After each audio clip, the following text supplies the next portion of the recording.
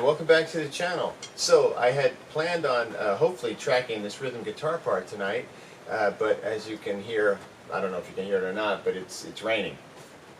So inclement weather has caused me issues this month, or going into February now.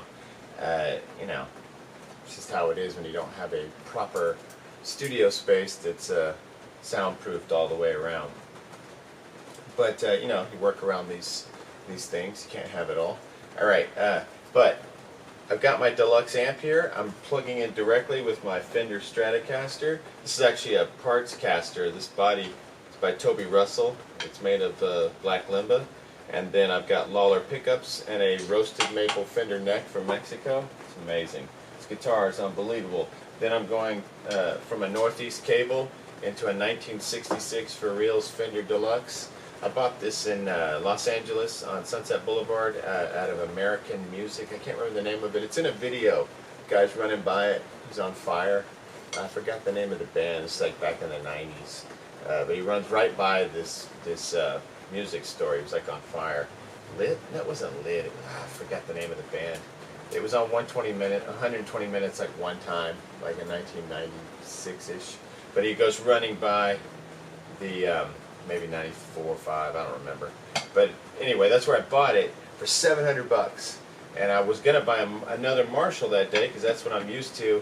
But the guy talked me into it. He's like, you know, something different. You might really get off on it. And it took me about 15 years to really understand it. I played it, gigged it out with the band Spy. Mark played it, and we had it connected to his Marshalls. He was like bi-amping. And it's incredible. And now that I understand, I didn't play Strats back then, and I just didn't understand the whole Fender aesthetic or what the deal with it was. And now that I'm into it, I freaking love it. I'm so glad.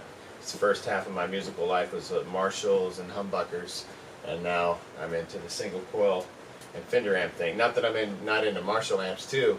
I'm just tripping out on the way things sound. It's so different and interesting to my ears. So I'm trying to perfect the tone. Alright, so what I've got going now is I'm plugged in. So I've got the microphone. That's the large, you know what, I need to roll the 20 dB attenuation off of it because we don't want that. Oh wait, it's already off. Must already turn it off. Alright, so that is on regular, normal setting, and whatever that normal setting is where it's going straight on as opposed to the figure 8 or whatever that offers. Can do it either way. I usually just do the normal setting. It's the attenuation is not on, so you get full power. It's connected to a Rane MS1B, this preamp here, and it goes into that, and then out of that into input 1 on the Zoom. And I've got the microphone about 8 inches out. This is my trusty microphone measuring stick. It's an old drumstick, and I have a 3-inch mark that's the usual from the snare head to the mic. I've got the 8-inch mark that I usually use for guitar cabinets and occasionally for a bass drum. And then I've got a further out measurement for a bass drum. This is like a 10-inch mark. But the distance is about 8 inches from the face of it. You can bring it in a little, take it back a little. I've never been afraid of moving a microphone if it'll make it sound better, so you just have to play around. But I got this idea from Steve Albini. This is what he does. Was fortunate enough to record at his studio in Chicago, and this is how he did guitars, and I was taking notes. Let's put it that way. That guy's a freaking genius. Alright, so the amplifier, what I'm doing that's a little different with the amplifier. Oh, and then over here at the Zoom, I've got no effects on. And you can try effects, you know, I use them for drums. You could use that same big shape, and I've tried it before, but it made it sound a little too gnarly. I just want a natural, like, room guitar tone, no compression. I want it just, like, open and flying, you know, so I don't do anything. I just try to crank it up and make it sound good. Later on, you know, if you want to do something like that, and if you want to, go for it. The options are there. I've just found that it usually records better dry, the guitars. And that's just how I roll with that. I don't use any kind of effect, you know, like any kind of actual guitar effects, like distortion or anything like that. I would never do that because I don't like the way any of the stuff in the Zoom sounds that much. It's fine for laying down scratch tracks or practice, or just at home jamming, but I don't think these tones are for me. You know, they just don't, they sound flat, dead. So I wouldn't want that to interfere with this beautiful amplifier. So I'm in channel 1, and then here's what I want to experiment with. I've been learning a lot. Like I said, I'm new to the Strat world, and I've been learning a lot reading the Strat Talk forum, and just listening to how reading about how people do their settings on amplifiers and stuff. And one of the things I'd never experimented with my whole life, I'd get a guitar, turn it up to 10. I never messed with the tone knob. I didn't mess with the volume knob. Everything's just cranked to 10. And if you're a Les Paul guy, you know what I'm talking about. You just leave everything on 10, stay on the bridge, and you know, all I really ever needed was like a Les Paul Jr. with like a wraparound tailpiece probably. But now that I'm into this whole Strat thing, it's a completely different mindset. And I've actually found that rolling the volume on and off has an interesting effect that, you know, is quite useful. And it has a tonal variation that I had never thought of. So one of the suggestions they have is to play the amp up more. Like I've got this on 9, you could put it on 7. 7's kind of my sweet spot when I'm cranked. But I'm going to try this today, where you have it on like 9, like really cranked up. But then we're going to work our way up on the guitar volume and see if I can get a cool rhythm tone that's not completely blown up. And then on the solo, we'll go all the way up and get like a really thick tone. So let me just try to show you what I'm talking about here. All right, right now, here it is acoustically playing the part. It's like,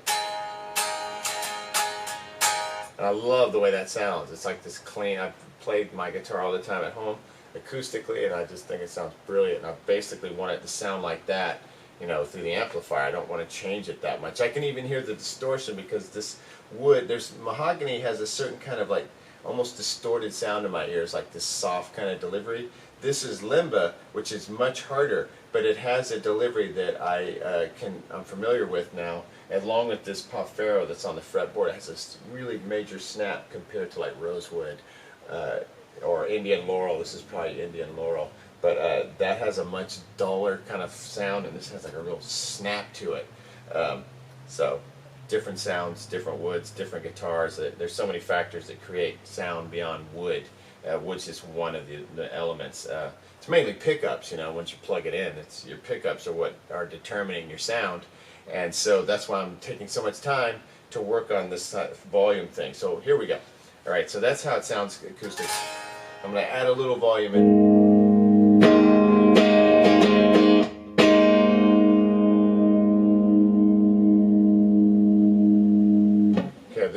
Right off the bat, I can tell the signal's too hot, so I'm going to roll this down.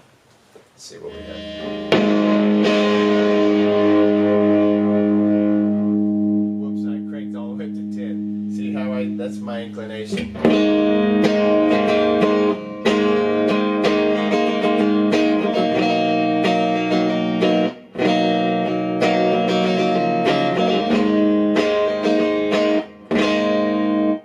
So I am going to go minus 20 dB because it's just peaking like crazy.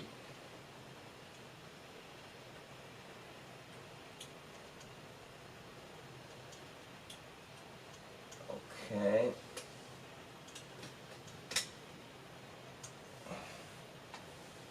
Alright, so.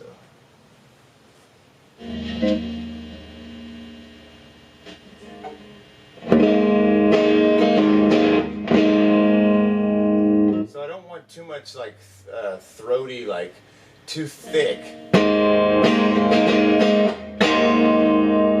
That's spanky clean, so it's like. And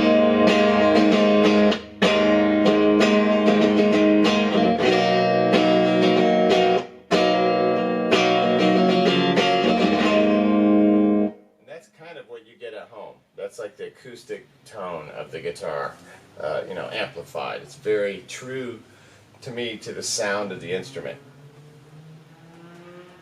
I've got this turned way down. I'm going to have to think about this gain thing. Make sure there's no effect on. No, there's nothing. Everything's fine. It's just a little hot. Okay, now that was 3. I'm going to go up to 4.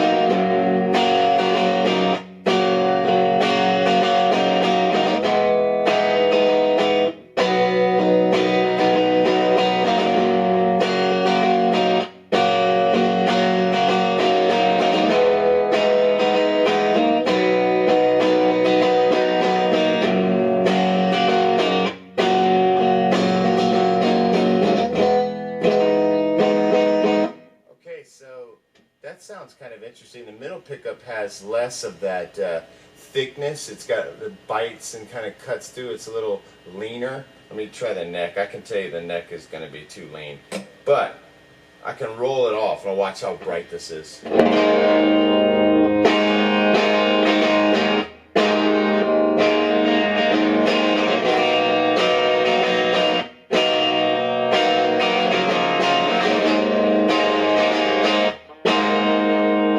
I can roll some of that brightness off and get like a little flatter tone.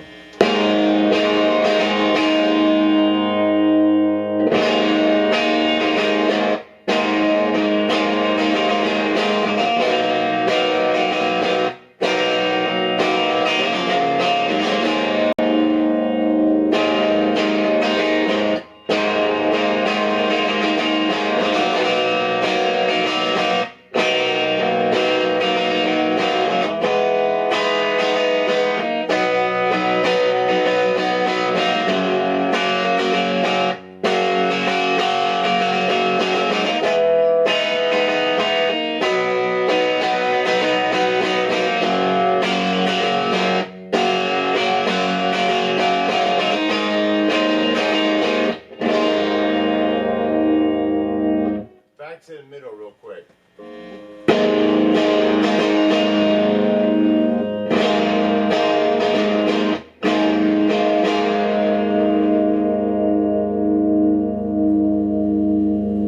Added treble at 3.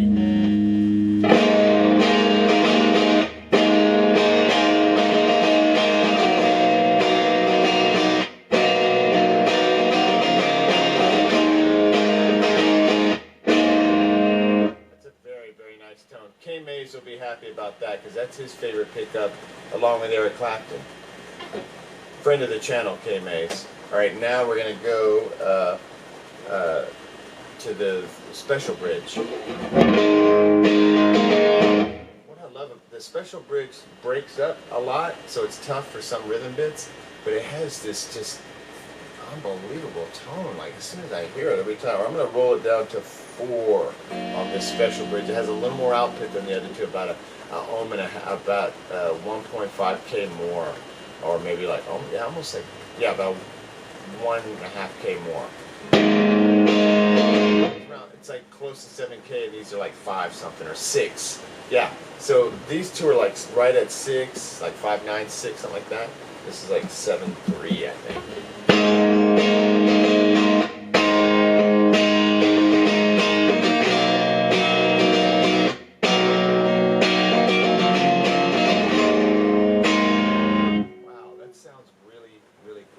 Now watch. Now, okay, so that's my whole rhythm idea. Oh, most important is that outro bit. That's what I need to make sure I get that right. Now listen, here we go.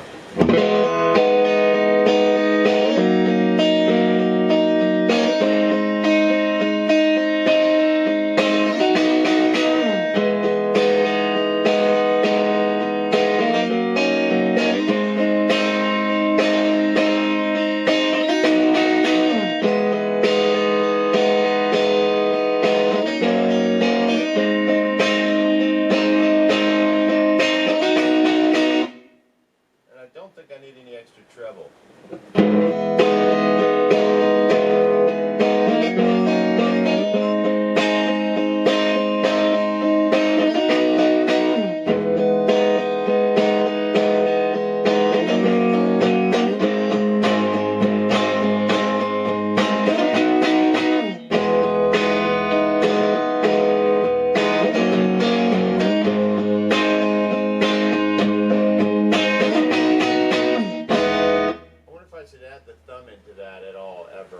Like I like it kind of sounds light and ethereal. Hear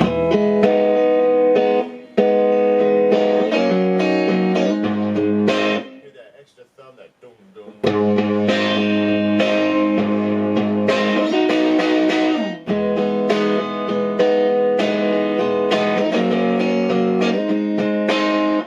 I don't know.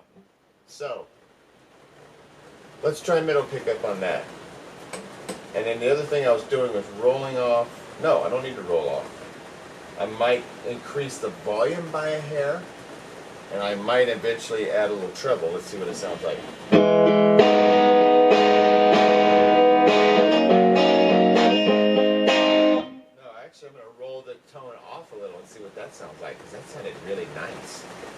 back to the middle pickup. Okay,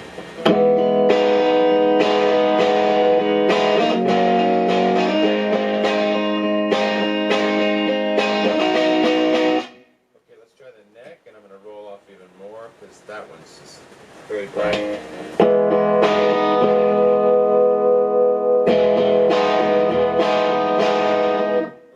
The neck the least, it's just too thin. It's going to either be the middle or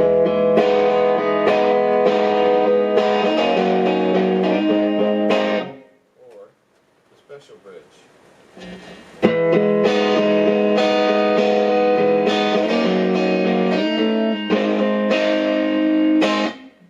Yeah, man, this amp and this guitar and these pickups, that's the combination.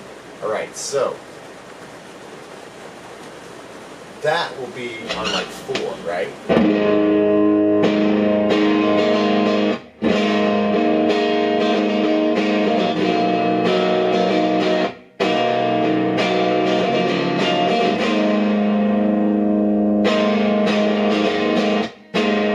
Wow, that is really awesome. I don't know if you guys think that, you might be at home going, there's nothing great, but it's an interest. It's like a dirty, clean rhythm tone. Very stratty. Like when I listen to strats, a lot of times I was listening to a Pink Floyd song, David Gilmour. Really clean. There's not a lot of distortion.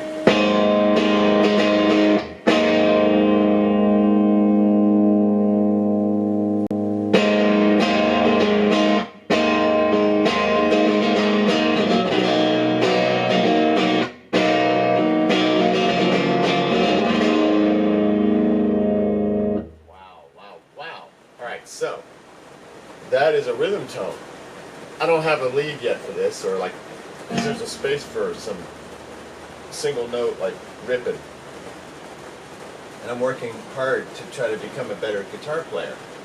So, in this bridge position, what's awesome is with this volume way down like this, which I've never messed with, it's almost like having a boost pedal or like a distortion pedal, fuzz pedal on tap. Because watch this.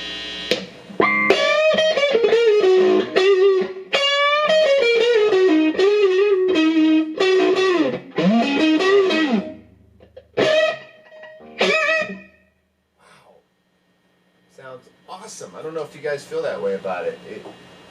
I love it.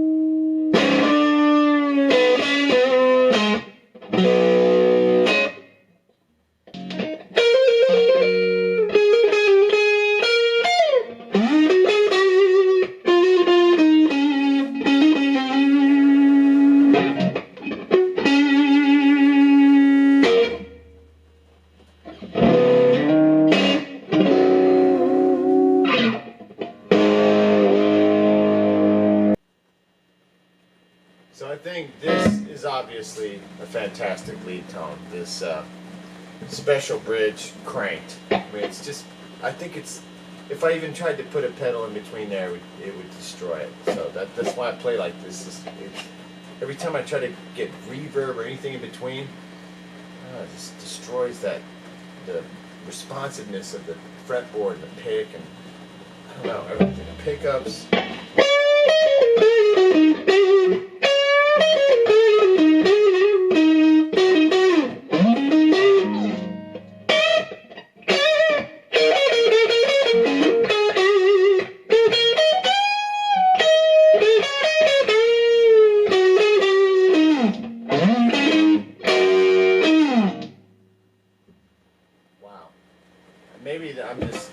myself, and you guys won't love the tone of that, but I'm excited about it. I think it's going to bring something to the recording, and it's my goal, you know, now to come back in here and make sure this is good. So here's one quick review. I'm going to roll down to 4 for the rhythm tone in the special bridge. It just has something that I love for this song. The amp is all the way cranked. Bass is on 0. Yeah, bass is on 0. Treble, I might put treble up to, let's try it on 4.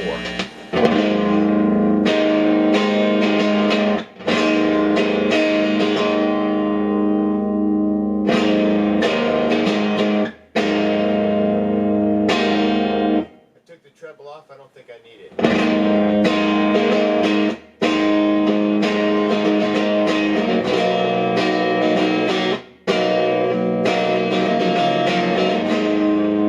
might be slightly out of tune. Now remember, that's our rhythm tone.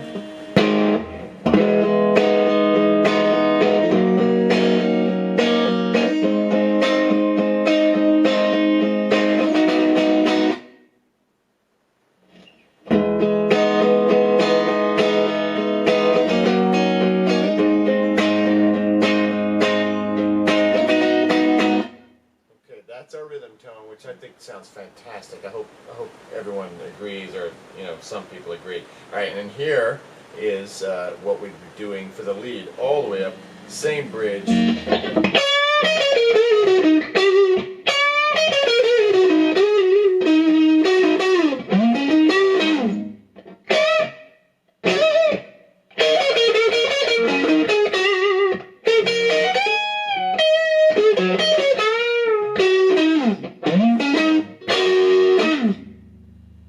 Interesting kind of dirty, clean tone, but it's just about as stratty as it comes, in my mind. Maybe it's not. Let's try the quack position.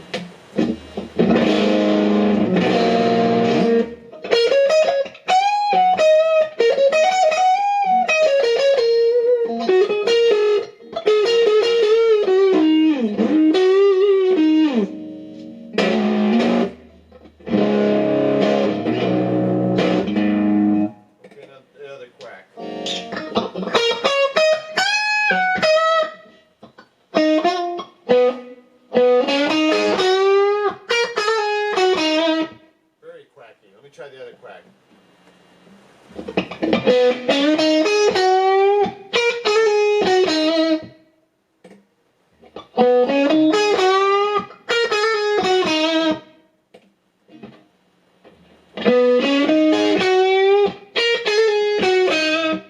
Wow, that pickup is awesome. That's no quack, that's just bridge, everything cranked. There you go.